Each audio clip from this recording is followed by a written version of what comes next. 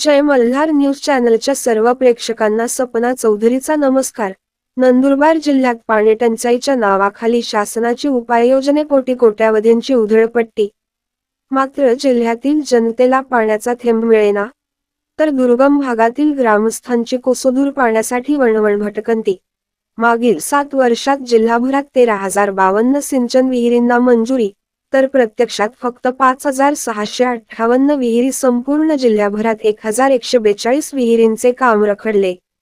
नंदुरबार जिल्ह्यातील ग्रामीण भागात भीषण पाणीटंचाईची समस्या वाढत असून शासनाच्या वतीने विहिरी खोदण्यासाठी अनुदान दिले जात असते। नंदुरबार जिल्ह्यातील मनरेगा अंतर्गत मागील 7 वर्षात 13,052 सिंचन विहिरींना प्रशासकीय मान्यता दिली आहे।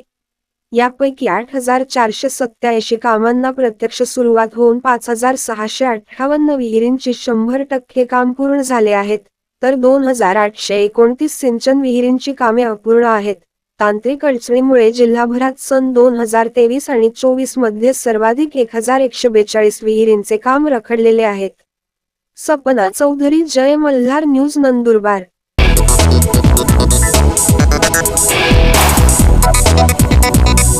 We'll be right back.